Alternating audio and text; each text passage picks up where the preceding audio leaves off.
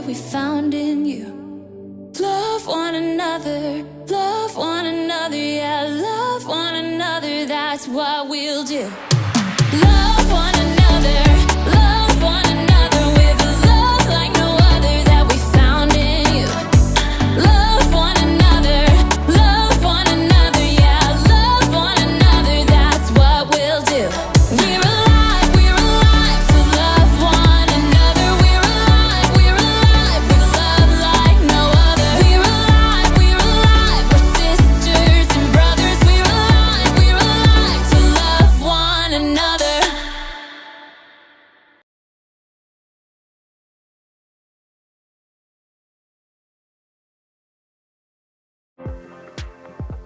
Welcome to Story Lab. This week, we're talking about a guy who had the perfect chance to give a mean guy some serious payback. Was that an echo?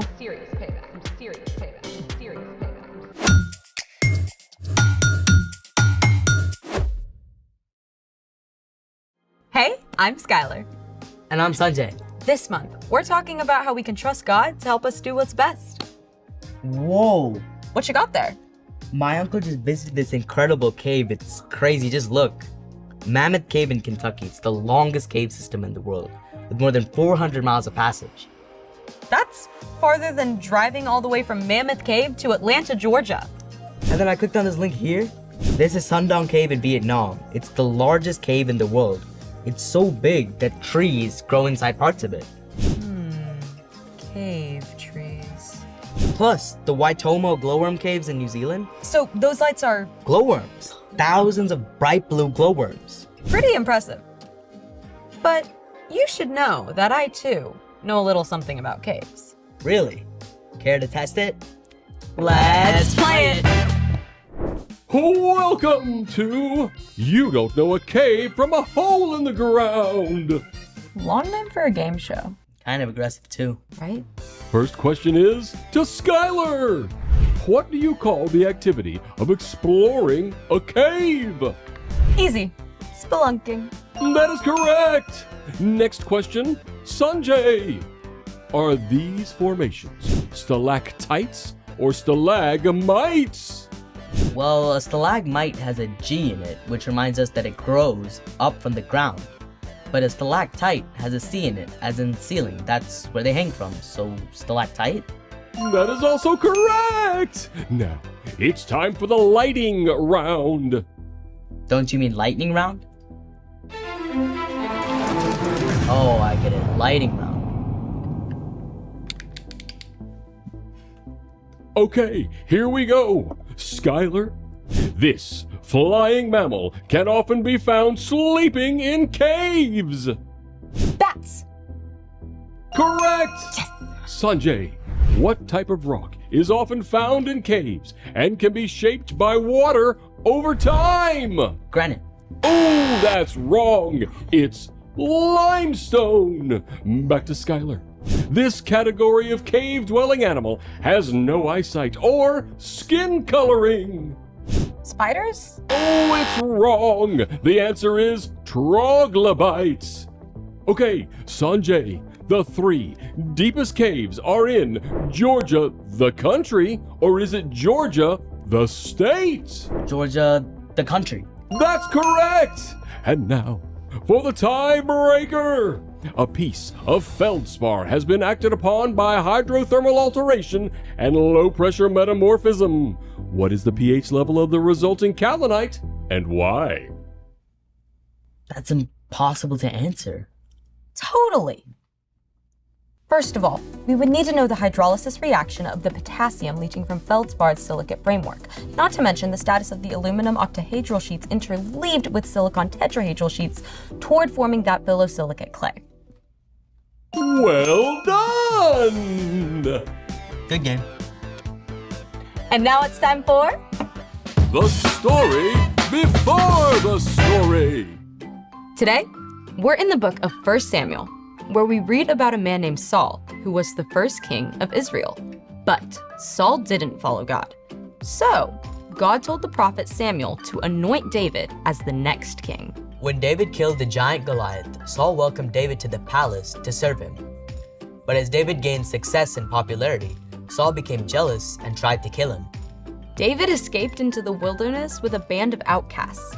David lived on the run from Saul for nearly 10 years. Which is where our story starts. Take it away. Hey everyone, I'm Erica. Even though David had done nothing wrong, Saul refused to give up pursuing him. When Saul heard that David was in the desert of En-Gedi, Saul took 3,000 of his best soldiers and led them on the chase.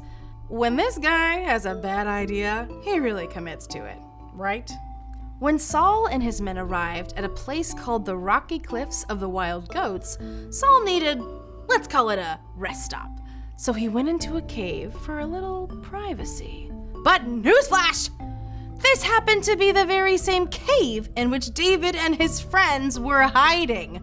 From the darkness of the cave, David could see Saul, but Saul couldn't see him. Golden opportunity, bro. He's right there. Huh? But he's still king! Hey, didn't God say, I will hand your enemy over to you? Then you can deal with him as you want to. Oh, I don't know. Do you want to be hiding in caves the rest of your life? Huh? David had every reason in the world to hate Saul. First, David already knew he was supposed to be the next king. And second, David had served Saul well. He had never done anything to hurt Saul. And yet Saul was determined to kill him. So what would you do if you had the chance to get even with someone who was mean to you? Here's what happened. Ever so slowly, David crawled towards Saul. He was careful not to make a sound. David inched his way forward until he was 20 feet away, 10 feet away. Saul had no idea his enemy was right behind him.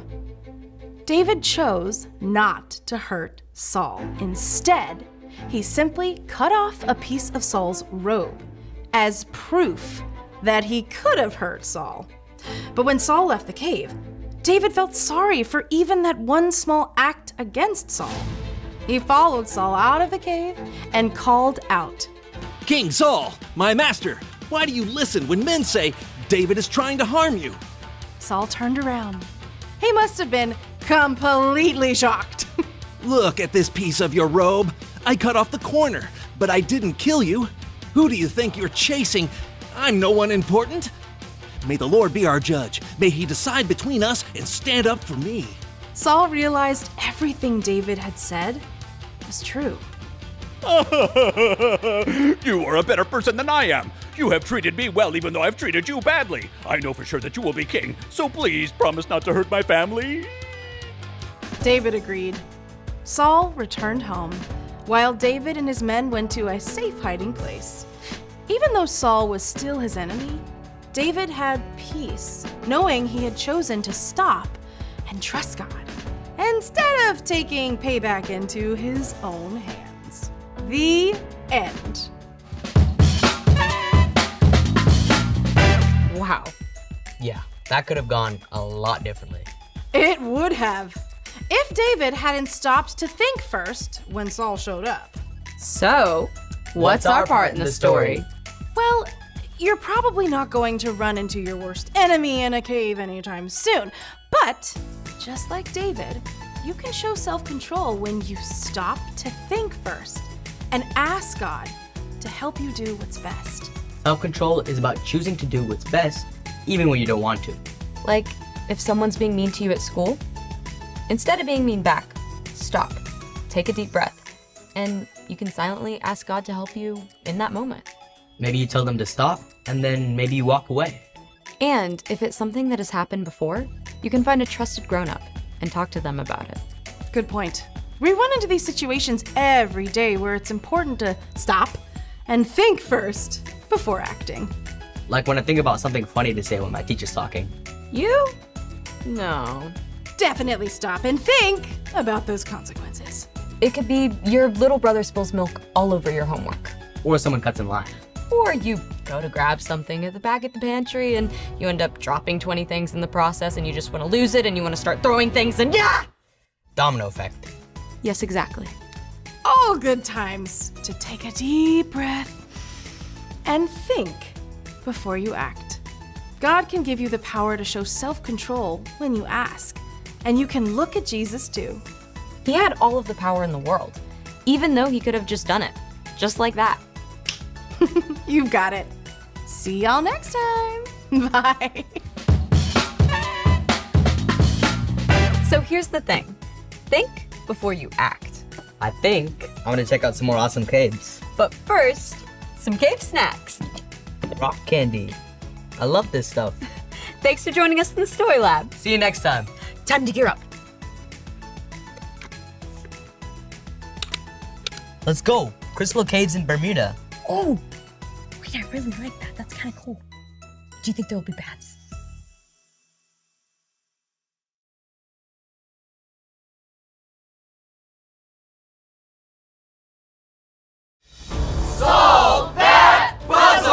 Welcome back from our commercial break. John, Yes? it's time to solve our word puzzle. I'm ready, Brandon. Let's hear it. Oh, the Say and Say Slaw. No, the what? The Say and Say Slaw. It's my favorite barbecue restaurant. Incorrect. Oh. The CNC Stew. Still no. The Sh and Sh Show. No. Okay. The Sue and Sue and Spew. I'm gonna give you a hint. There is a vowel in it, and it's not A, E, I, or U. Sometimes Y. The Science I Sly. No! It's an O. There's an O. Oh! Yeah. Okay, so the so and so snow. That's my favorite So weather. close. Don't rush it. Oh, right! The so and so slow. The sh and sh show. So close. So just combine the last two. Oh, the sh show. No. Okay, I don't know, Brandon. You should have just picked an easier puzzle because we're running out of time here. We got to start the show. What show? What show? What show? What show? Yes. The so and so show. I did it! I did it! Yay me! Yay me!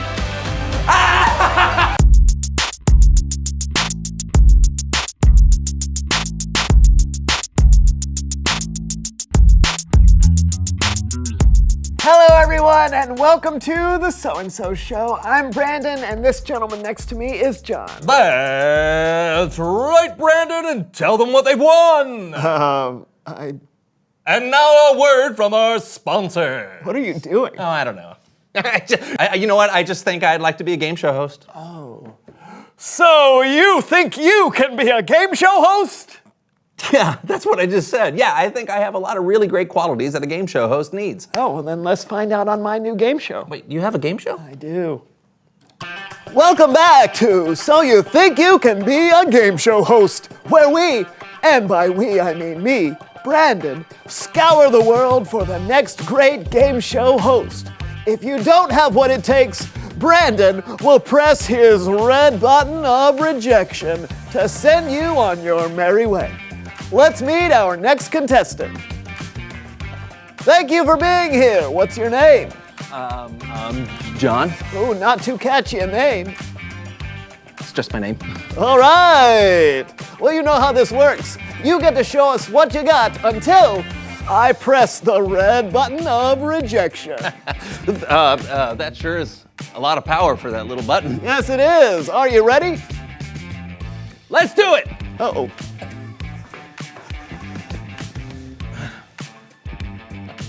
Hello, everyone. I'm so glad to have you here today. I hope you're having a good day, are you? I sure am. Why, just on the way here, What, already? That's too much exposition. Just a quick hello and get on with the game.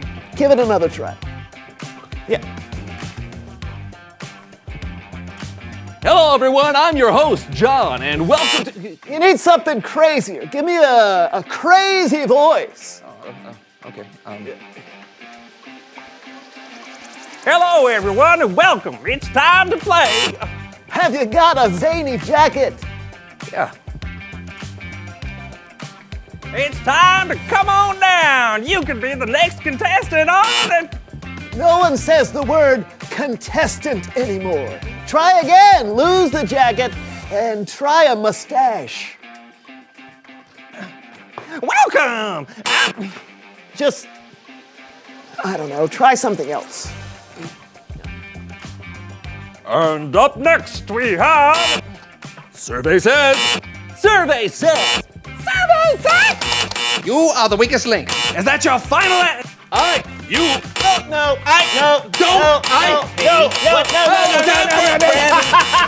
Brandon! Not yet. I haven't even said anything yet. You're not even giving me a chance. It's Bible story time.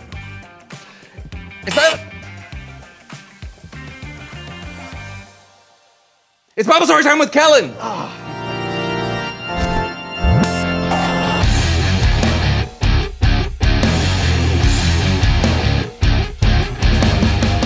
What's up, gents?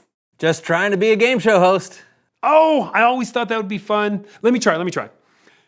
You can keep the $100,000 or you can go for more. Sorry. Do you have a story for us today? I sure do, and I'd love to have your help to tell it. Absolutely. Great, then let's get ready for another edition of Human Head Puppet Theater.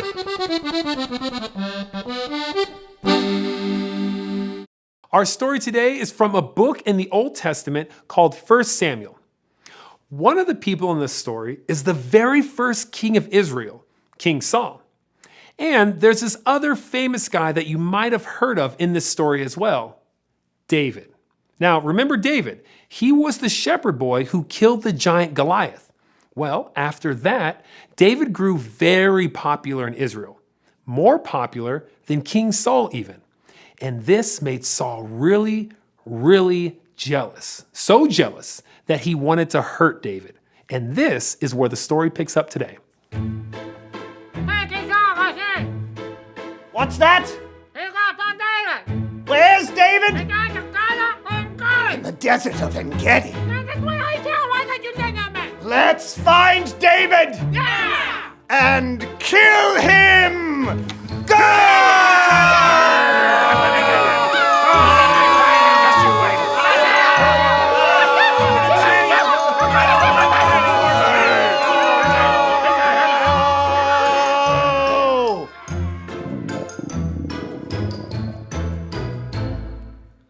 I'm right behind you. Ooh, maybe I shouldn't have had that second burrito. Oh, just a minute. I should really step into this cave to relieve myself. Yep, even kings have to use the bathroom. Saul stopped in a cave to, well, do his business. But little did Saul know that David and his men were hiding in that very same cave.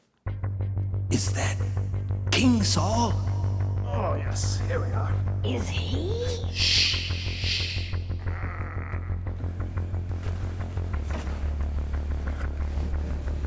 David, the Lord has given Saul over to you.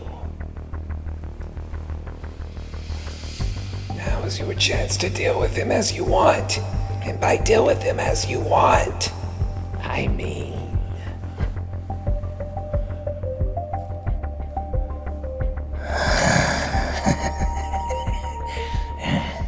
It was true. Saul had been chasing David, trying to kill him.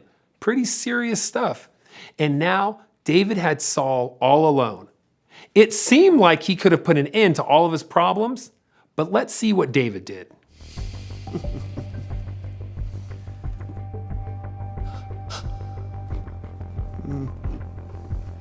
What's that?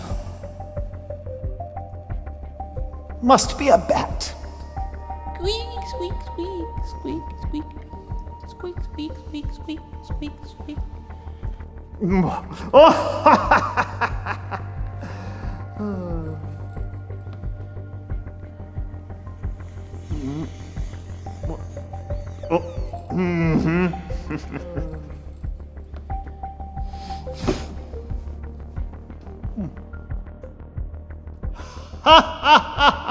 they should call you Hagar the Hilarious.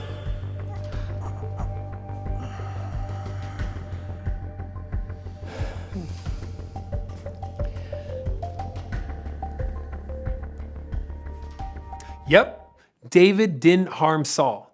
He had the opportunity, but he showed incredible self-control. David knew that harming Saul would have been wrong, and even though some of the men were encouraging him to kill Saul, he refused. Now, after telling his men that he should never lay a hand on the king, he found King Saul outside of the cave. Ooh-wee. Boy, does that feel better. Now, where was I? Oh, yes. Killing David! King Saul! This day you have seen with your own eyes how the Lord handed you over to me in the cave. Some of my men begged me to kill you, but I didn't. Look at this piece of robe in my hand. That looks familiar. I cut off the corner of your robe, but I didn't kill you. I won't do anything to hurt you. David! You've treated me well. Ah! And I've treated you badly. The Lord handed me over to you, and you didn't kill me. Usually, when someone finds their enemy, they don't let them get away without harming them, but not you, David. May the Lord reward you with many good things because of how you treated me today. Saul was incredibly moved by how David spared his life. And Saul later then told David that he knew that David would eventually become king. The end. David showed an incredible amount of self-control. Absolutely. It was life or death for David. And his very own men wanted David to harm Saul. But David thought about it, and he made the wise choice. Saul was right. After Saul had died, David became king of Israel. So everything worked out? Yes. Although David wasn't perfect, in fact, there were times David didn't choose self-control, and that got him in a lot of trouble. But this time, David took the time to think before he acted, and it made all the difference. That's awesome. Hey, thanks, Kellen. We'll see you next time. Later. You know, I'm often reminded that having self-control can be hard. Oh, me too. Oh.